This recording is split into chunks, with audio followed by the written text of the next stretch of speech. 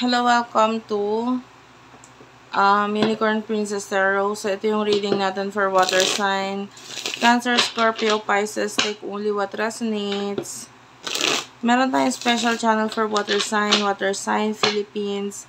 Feel free to check it out. So, again, this is for water sign, Cancer, Scorpio, Pisces. Let's start your reading, water sign. Messages for water sign, please, for guys, angel guides for water sign, Cancer, Scorpio, and Pisces.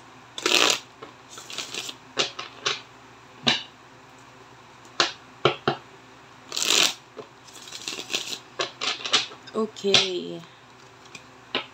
Let's start your reading.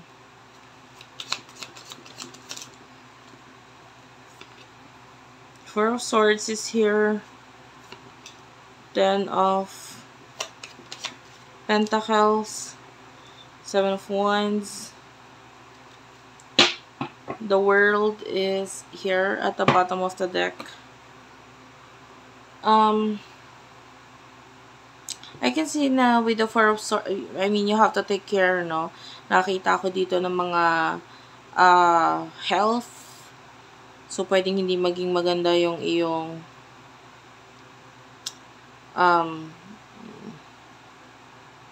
kalusugan. Pwede may sakit. Yung iba kailangan mo magpahinga.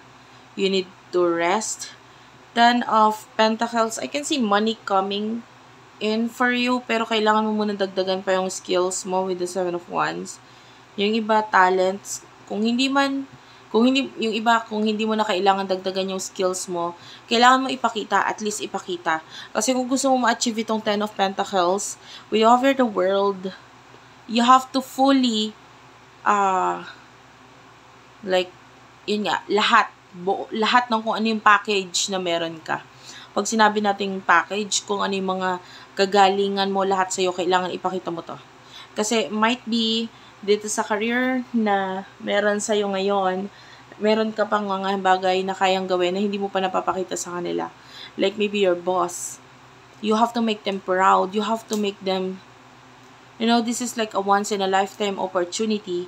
And pwedeng pag pinakita mo sa kanila na, ay, magaling ka sa ganito, magaling ka sa ganyan, pwedeng ilagay ka nila sa isang mas better na position. So, wag kang mahiya or wag kang mag-alangan na ipakita kung ano yung mga kagalingan mo dahil maaaring mas malayo ang marating mo, mas dumami or mas mag-increase. I can see possible promotion sa iba sa inyo kung ipapakita mo kung yung angking galing mo. You have to show these people na deserve mo or worth it kung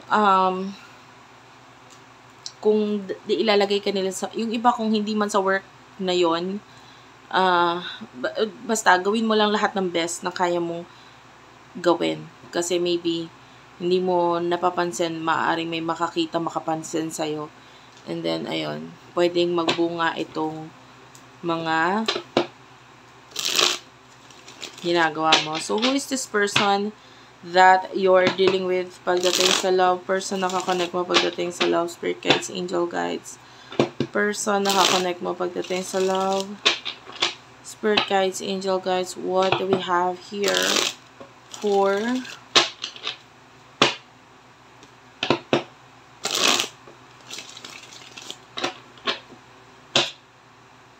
water sign? This is love reading, by the way. Person nakakonect mo. Knight of Pentacles, the Wheel of Fortune, okay. And then, the High Priestess. I mean, this could be a past person, a new person, kung sino man to. But with the Page of Swords, this is like a young energy.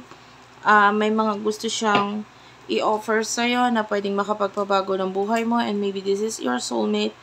I don't know kung naibigay na ba itong offer na ito. For some of you, naibigay. Yung iba, ibibigay pa lang. Sasabihin pa lang. Pero this could change your life completely. Pwedeng mabago ng buong-buo ang buhay mo. Okay, so ano yung mga nasa isip at emotions mo towards this person? Mga nasa isipan mo at emotions mo towards this person. Spirit guides, angel guides. Ano yung mga nasa isip at emotions mo patungkol dito sa taong to? Spirit guides, angel guides for our water sign.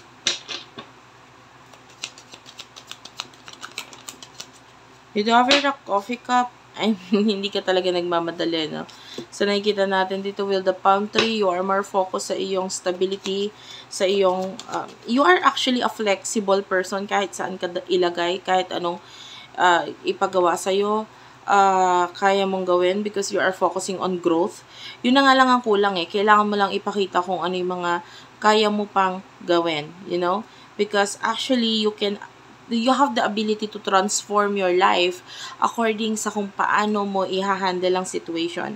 You can give this sudden change na gusto mo kung talagang ipapakita mo yung best version ng sarili mo. I feel like you don't care about this person, but I can see you heartbroken. Maybe kasi I can see a past person pa na pwedeng nagkakaroon separation sa inyong dalawa. And for now, kaya ka nagfo-focus sa sarili mo is because at ayaw mo na munang, maybe hindi ka pa open sa new relationship, new connection. So, for some of you, this could be a new connection or other person pa. No? Bukod pa dito sa kinalulungkutan or kinasasaktan mo, kinakasakitan mo. Okay, this could be someone else na matindi ang pagkagusto sa'yo. Well, alamin natin ano yung nasa isip at emotions niya para sa'yo. Spirit guides, angel guides for our water sign, isip niya at emotions niya para sa'yo. We do have here the mask. You do have here the sending. So, this is like growth. Etong person na to, mas gusto niya mag-level up yung connection na meron sa inyo.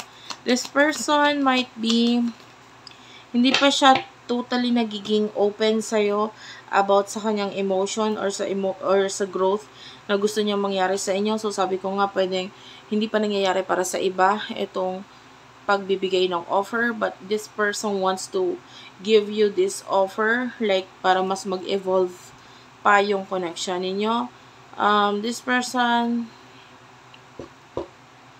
there's a lot of love mula sa kanya. Now, we do have your love at the bottom of the deck. There's a lot of love, attraction na nararamdaman niya para sa'yo. Pero parang may nagpipigil pa rin sa kanya para ibigay itong emotions or itong offer na ito. Please tell me kung ano yung mga bagay na gusto sabihin itong person na ito for you.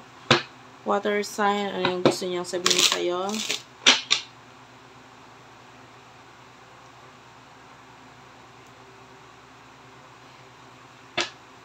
Ano yung mga bagay na gusto niyo sabihin sa'yo for water sign, please?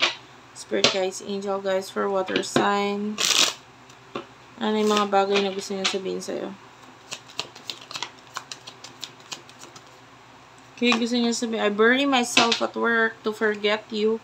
So, itong person na to, lalo na kung wala kang ginagawang action sa connection na ito, mas nagpo-focus muna siya ngayon sa career niya.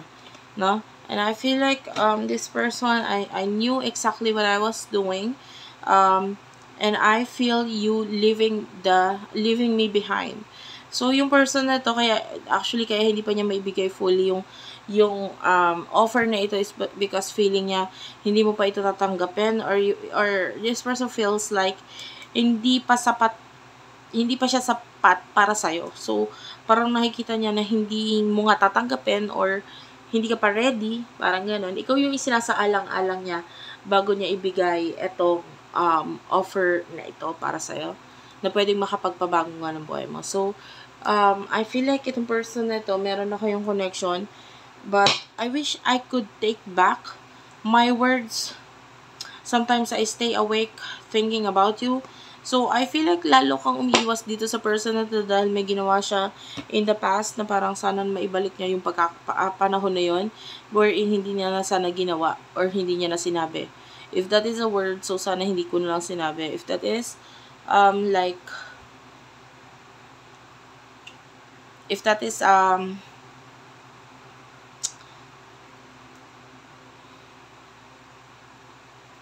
so if that is action na ginawa niya, so sana hindi niya na lang ginawa. So what will happen in the near future for the both of you?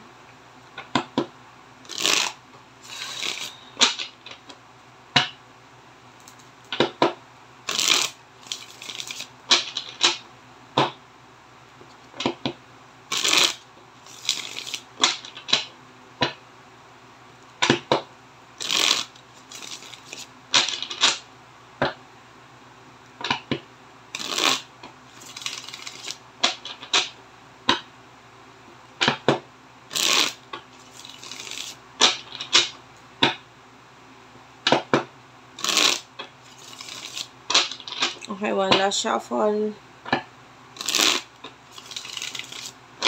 Okay. Thank you, Spirit guys, Angel guys. Okay. So this would like to come out. You do have here the Two of Wands in the near future. You do have here the Two of Wands. The Devil is also here. Nine of Wands. And the Knight of Swords. This is the Page of Pentacles. And this is the Three of Wands. Okay. Bottom of the deck, you do have here the Two of Pentacles. So, tell me about the future. Kunin ko na rin yung side ng person mo, ha? In the near future for water sign.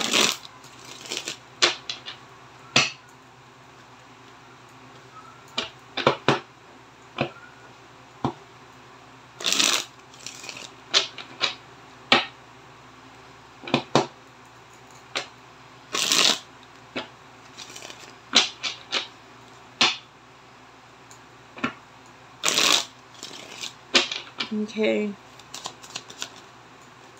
And over the Empress, the Six of Pentacles, and the Judgment.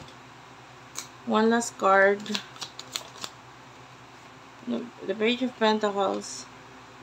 This is weird, no?